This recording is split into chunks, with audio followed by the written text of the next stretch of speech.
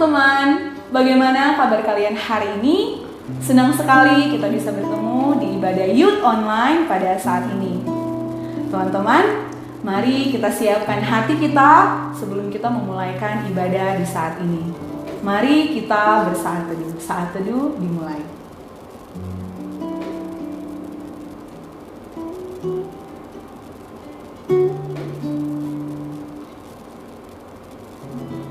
Amin. Teman-teman, patutlah kita bersyukur kepada Tuhan untuk kasih setianya yang tak pernah berubah. Mari kita memuji Dia, memuliakan Dia, sebab Dia adalah Allah yang maha mulia. Kupuji Tuhan. Kita nyanyikan pujian ini.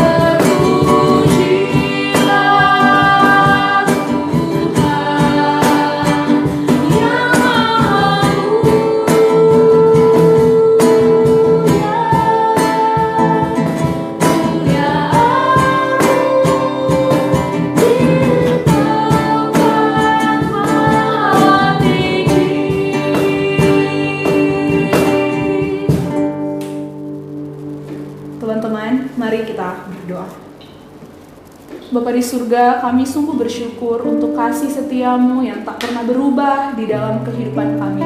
Kami boleh ada sampai hari ini, itu semua karena anugerah-Mu.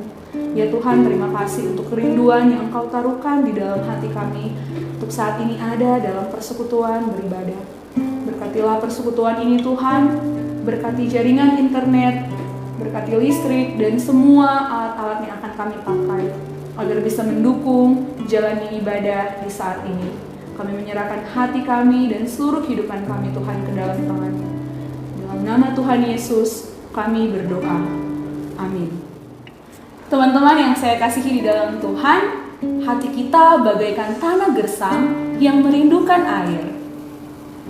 Begitu pula dengan kehidupan kita, yang perlu firman Tuhan agar tetap terus bertumbuh dan dapat mengenal siapa Yesus. Mari kita siapkan hati kita untuk mendengarkan firman Tuhan. Namun sebelum itu, mari kita menyanyikan lagu yang berjudul Tutur Kata.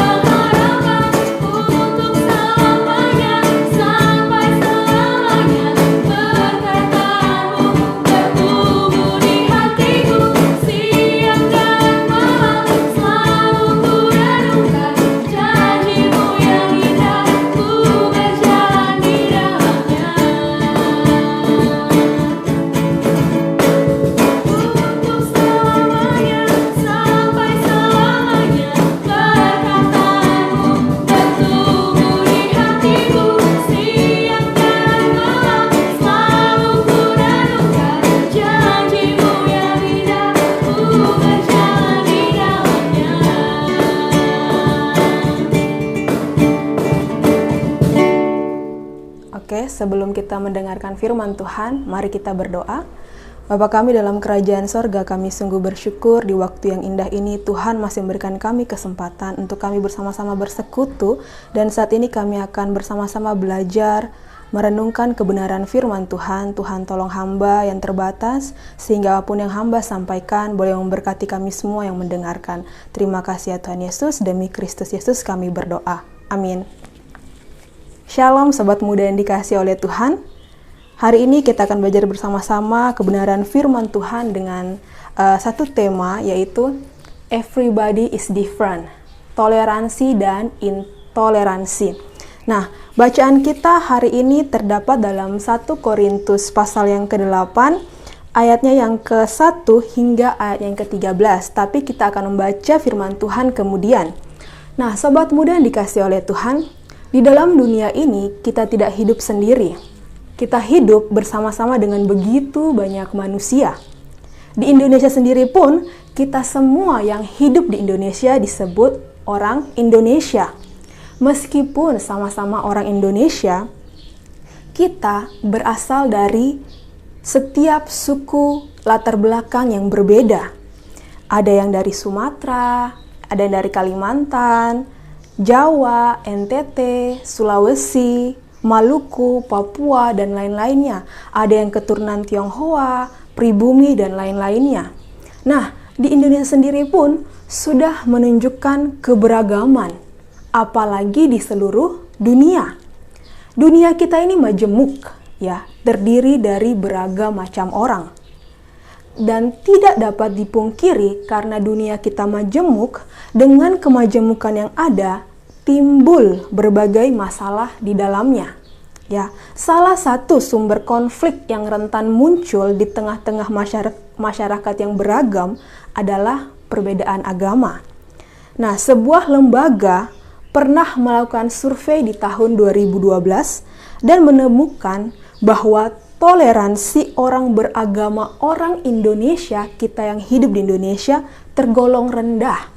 Mengapa demikian? Karena hasil surveinya seperti demikian. 59,5% orang tidak keberatan bertetangga dengan agama yang lain. 33,7% sebaliknya atau keberatan bertetangga dengan orang yang lain. Nah, kemudian survei diadakan untuk mencari pendapat bagaimana umat agama lain membangun tempat ibadah. dari hasil survei, 68% lebih mengatakan bahwa lebih baik tidak dilakukan pembangunan tempat ibadah. Artinya menolak tempat ibadah umat agama lain dibangun. Dan 22% tidak keberatan. Dan ini membuktikan bahwa memang toleransi beragama di Indonesia tergolong rendah. Nah, Sobat Muda yang dikasih oleh Tuhan, temuan ini menjadi peringatan bagi kita semua bahwa intoleransi menjadi tantangan bersama bagi masyarakat majemuk. Sebelum saya lebih lanjut dalam sharing firman, izinkan saya bertanya kepada kita semua yang mendengarkan firman Tuhan hari ini. Apa yang kalian, Sobat Muda, ketahui terjadi di tengah-tengah masyarakat mengenai kisah-kisah tentang intoleransi, atau bahkan mungkin kalian mengalami kisah intoleransi sendiri? Ya, kalau kita mengingat peristiwa yang viral beberapa bulan yang lalu, pasti masih ingat dengan satu nama yang tidak asing, George Floyd ya. Di mana ketika itu hashtag Black Lives Matter trending. Ya, mengapa itu terjadi? Karena adanya sikap intoleransi. Atau mungkin tragedi peristiwa yang mungkin tidak bisa kita lupakan. Tragedi berdarah Ambon pada tahun 1999, ya. Di mana umat yang satu berperang dengan umat beragama yang lain karena merasa bahwa agamanya yang lebih penting, lebih benar daripada yang lain, ya. Sekali lagi, apa yang menyebabkan semua ini terjadi? Sobat Muda yang dikasih oleh Tuhan, adanya rasa superioritas kelompok sendiri terhadap kelompok yang lain menyebabkan hal-hal demikian terjadi. Dengan kata lain, adanya intoleransi. Nah, sebelum lebih lanjut, hari ini saya membawakan firman atau sharing firman yang bersifat aplikasi praktif, bukan eksposisi atau eksegese. Nah, berbicara tentang toleransi, intoleransi. Apa sih toleransi itu? Apa sih intoleransi itu? Nah, toleransi merupakan kata yang tidak asing di pendengaran kita semua, benar ya? Toleransi berasal dari kata dalam bahasa Latin tolerare. Tolerare ini berarti sikap seseorang yang mau menerima sikap, pandangan, perilaku, keyakinan dalam diri orang lain. Sobat Muda yang dikasih oleh Tuhan, orang yang toleran tidak akan melukai perasaan sesamanya demi mempertahankan cara pandang dan keyakinannya, ya. Itu adalah toleransi. Sedangkan lawan kata dari toleransi ialah intoleransi yang kita telah bahas di awal-awal tadi. Seseorang yang intoleran merasa diri sebagai pihak yang paling baik, sebagai pihak yang paling benar, tahu segala sesuatu dan menganggap diri dan kelompoknya serta agamanya sebagai satu-satunya pemilik kebenaran. Ya, akibatnya apa? Akibatnya saat melihat perbedaan, orang yang intoleran tidak dapat menerima perbedaan itu.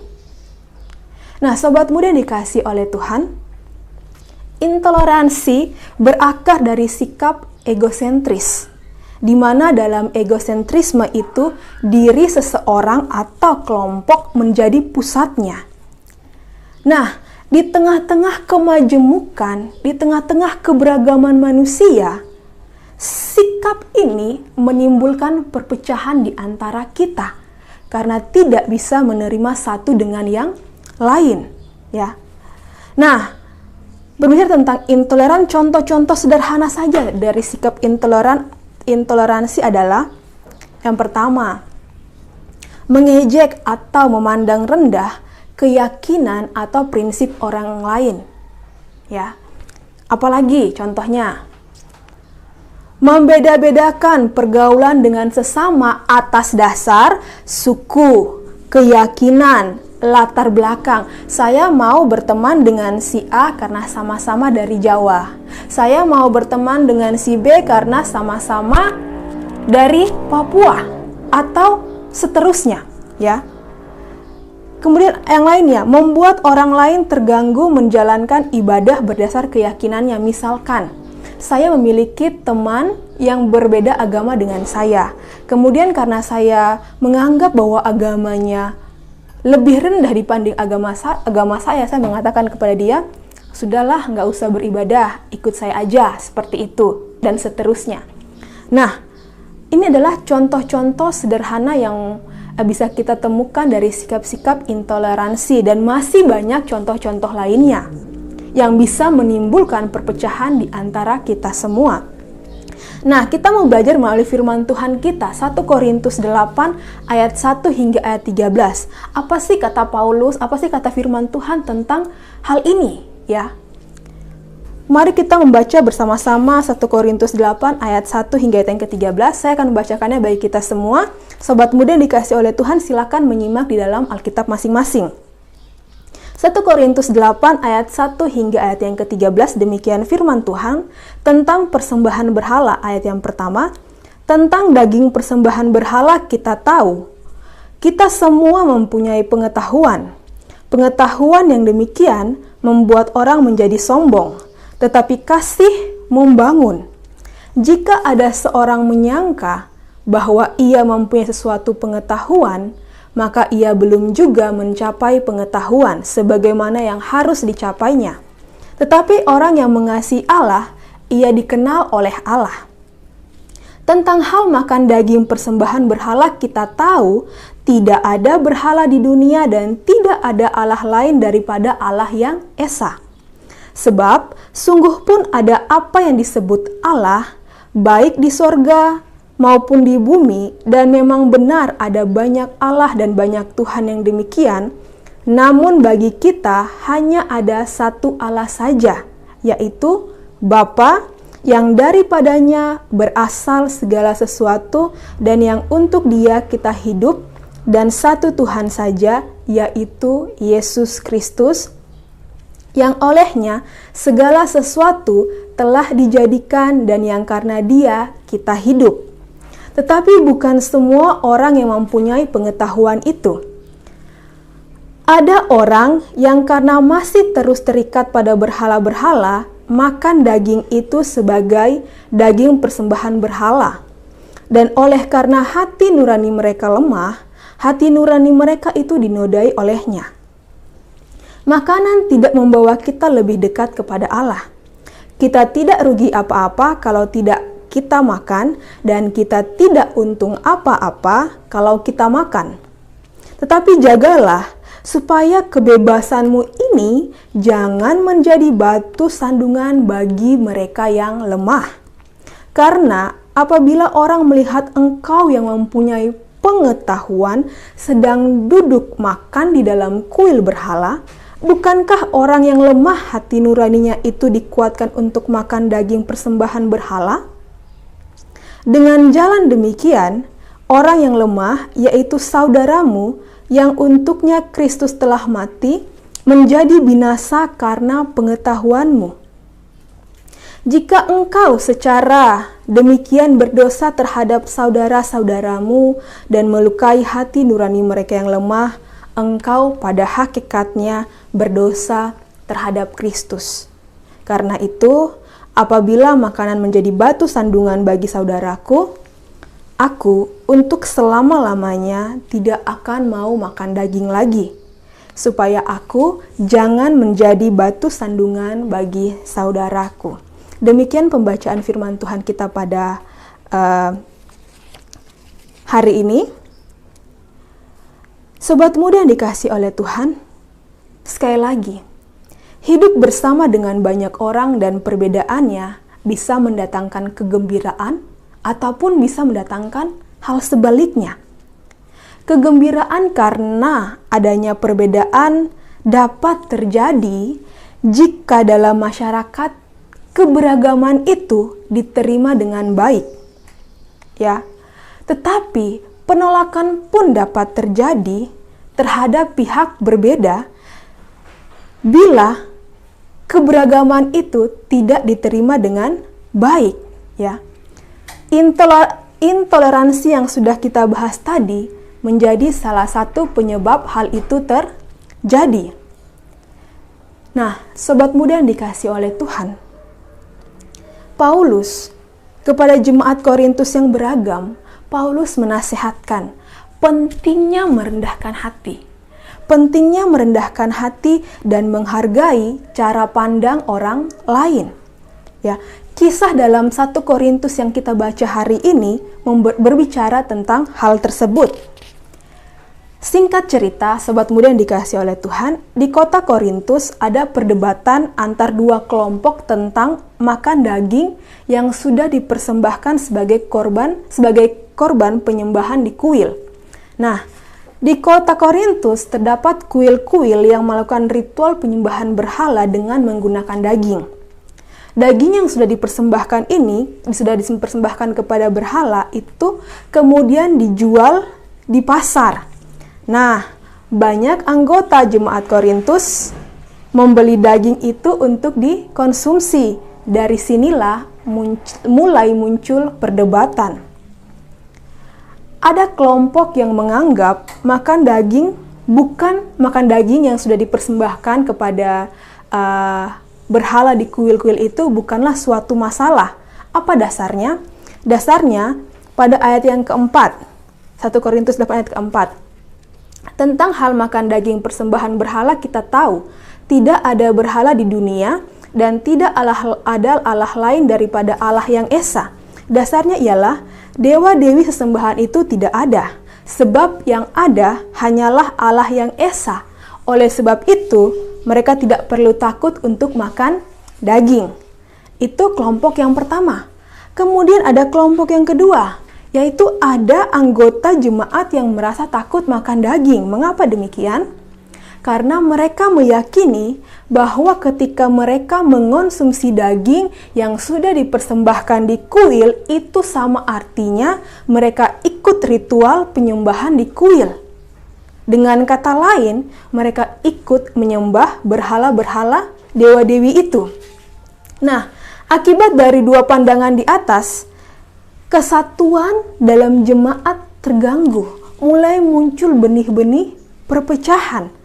Ya, kenapa? Karena masing-masing pihak tidak saling menghargai pendapat pihak-pihak yang lain. Ya, kita bisa melihat adanya sikap intoleransi yang terjadi dalam jemaat ini. Ya, menanggapi hal ini, Paulus menyampaikan pandangannya. Ia menjelaskan, meskipun ia memahami bahwa dewa-dewi sesembahan dari para penyembah berhala itu tidak ada, bukan berarti anggota jemaat yang memahami hal itu atau yang memiliki pengetahuan pantas mencela atau pantas menghakimi anggota jemaat lain yang memiliki cara pandang yang berbeda. Sobat muda yang dikasihi oleh Tuhan, ketika seseorang tidak lagi menghargai sesamanya karena beda pendapat dan keyakinan, hal itu sama dengan kita melukai perasaan sesama kita.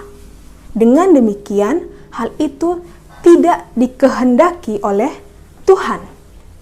Untuk itu, Paulus menyampaikan beberapa hal agar diperhatikan oleh jemaat Korintus. Apa saja? Yang pertama, dalam melakukan segala sesuatu, apapun yang kita lakukan, apapun yang kita kerjakan, apapun yang kita perbuat, pertimbangkanlah orang lain. Pertimbangkanlah orang lain. Ya, jangan hanya karena untuk kepentingan kita, jangan karena untuk kepuasan kita, kita tidak memperhatikan orang lain. Pada ayat yang ke-9 dikatakan demikian. Tetapi jagalah, ini sepertinya poin penekanan kita, tetapi jagalah supaya kebebasanmu ini jangan menjadi batu sandungan bagi mereka yang lemah. Sekali lagi, tetapi jagalah, supaya kebebasanmu ini jangan menjadi batu sandungan bagi mereka yang lemah. Ya. Sekali lagi, sobat muda dikasih oleh Tuhan, pikirkan baik-baik. Sebelum kita melakukan sesuatu, pikirkan dampak yang akan terjadi. Apakah yang saya lakukan ini memberikan manfaat kepada orang lain atau justru sebaliknya. Saya langsung tiba-tiba teringat dengan satu film drama Korea yang lagi booming sekarang ya. Yang lagi booming sekarang itu apa? Karena saya juga agak suka nonton. Judulnya It's Okay Not to Be Okay. Nah, di situ ada banyak kalimat-kalimat bagus yang diucapkan. Salah satunya seperti demikian. Ketika kamu mau berbuat sesuatu, ketika kamu tidak bisa menahan emosimu atau ketika kamu tidak bisa mengontrol, hitunglah dulu 1 sampai 3. Apa artinya? Ya, kita memikirkan baik-baik dulu apa yang hendak kita lakukan. Jangan sampai tidak dipikirkan baik-baik, dampaknya menjadi buruk. Yang kedua, menghakimi sesama merupakan tindakan yang harus kita hindari. Kenapa demikian? Penghakiman biasanya berangkat dari kesombongan diri, merasa diri lebih baik daripada dia, merasa diri lebih hebat, lebih unggul daripada orang yang akan kita hakimi. Hal itu harus kita hindari. Kenapa? Dan hal itu juga tidak diperkenankan oleh Allah. Dalam Matius 7 ayat 1-15 tentang hal penghakiman, jangan menghakimi saudaramu. Kenapa? Karena selumbar di mata orang lain bisa kita lihat, tetapi balok di mata kita sendiri tidak bisa kita lihat. Yang ketiga dan yang terakhir, kepada jemaat Korintus, Paulus menasehatkan pentingnya memahami kebenaran yang sejati, yaitu kasih. Ayat yang pertama hingga ayat yang ketiga, ya. Tentang daging persembahan berhala kita tahu kita semua mempunyai pengetahuan. Pengetahuan yang demikian membuat orang menjadi sombong, tetapi kasih membangun. Ayat yang ketiga, tetapi orang yang mengasihi Allah, ia dikenal oleh Allah. Ya, dengan kasih seseorang yang memahami dirinya benar akan menghindari perilaku tidak baik yang bisa menjadikan sesama justru tidak dapat menerima nilai kebenaran yang dibawa oleh dirinya. Ya, awasi ajaranmu. Ya, kadang-kadang kita memang benar, tapi cara kita menyampaikan kepada orang yang salah justru membuat mereka tidak bisa melihat kebenaran yang ingin kita sampaikan. Ya. Maka semuanya itu harus dilandasi dengan kasih. Ya, sobat muda yang dikasihi oleh Tuhan, 3 hal ini harus kita perhatikan baik-baik. Sekali lagi, yang pertama, dalam melakukan segala sesuatunya, pertimbangkan terlebih dahulu, jangan tergesa-gesa. Yang kedua, menghakimi merupakan tindakan yang harus kita hindari. Dan yang terakhir adalah, kita harus memahami kebenaran yang sejati, yaitu kasih. Dengan demikian kita bisa mengasihi sesama kita dan kita bisa mengasihi Allah. Ajaran Paulus ini disampaikan dengan tujuan agar dalam hidup bersama setiap orang saling menjaga satu dengan yang lain. Bagi Paulus tidak ada artinya seseorang merasa diri baik, benar, namun perilakunya melukai orang lain atau menjadi batu sandungan bagi orang lain. Sobat muda, sebagai pemuda-pemuda Kristen yang hidup bersama-sama di tengah kemajemukan, di tengah keberagaman, marilah kita terus memperjuangkan hidup bersama tanpa adanya intoleransi. Demikian firman Tuhan. Tuhan Yesus memberkati kita. Mari kita berdoa. Terima kasih ya Tuhan untuk firman Tuhan yang boleh kami dengarkan hari ini.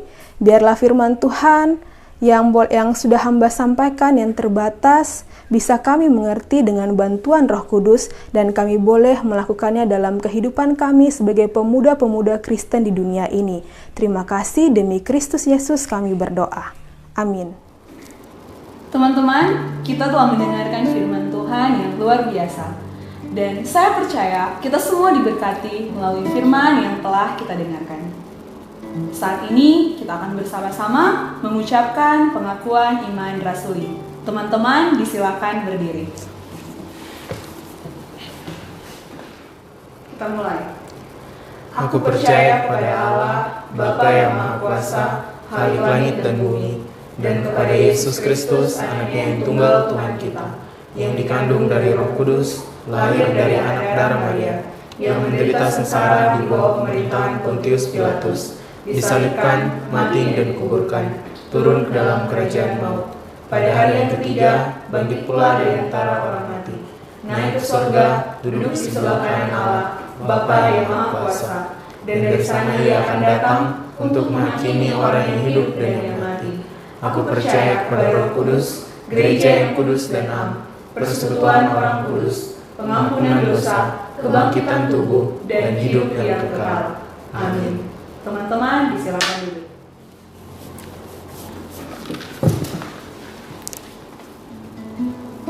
Teman-teman yang saya kasihi di dalam Tuhan, kita berasal dari gereja yang berbeda-beda, berasal dari suku yang berbeda-beda.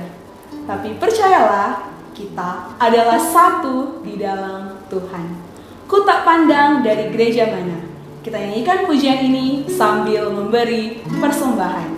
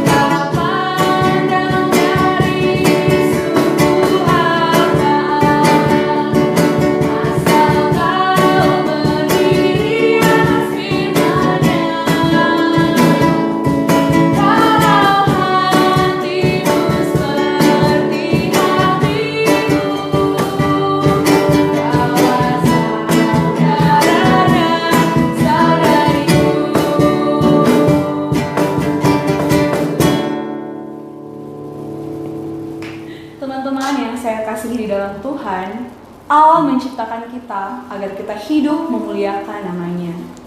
Kita dapat melihat jiwa-jiwa di luar sana dan menjangkau mereka sebagai bentuk pelayanan kita kepada Tuhan.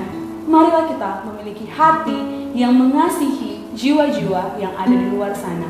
Kita melayani mereka dengan sepenuh hati kita. Siapapun mereka, sekalipun mereka berbeda dengan kita. Tapi ingatlah bahwa Tuhan ingin agar kita menjangkau mereka, karena kita semua sama di mata Tuhan. Tuhan, ini tugas kami. Kita nyanyikan pujian ini.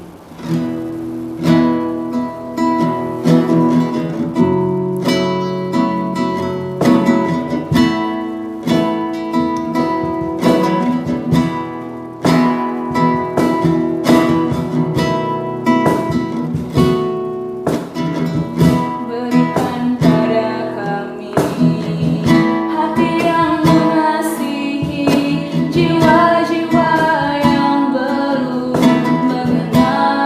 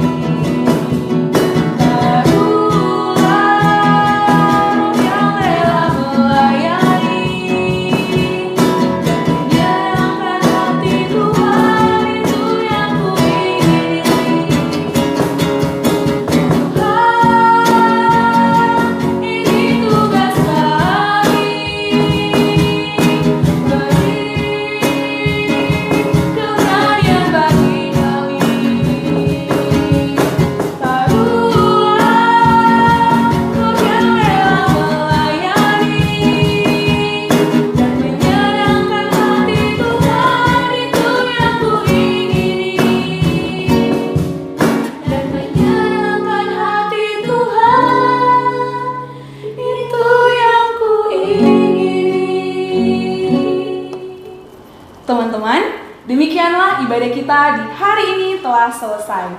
Terima kasih untuk teman-teman yang telah bergabung bersama dengan kami di ibadah Youth Online hari ini. Sampai bertemu di ibadah Youth Online minggu depan. Dan akhirnya, Tuhan Yesus memberkati. Dah.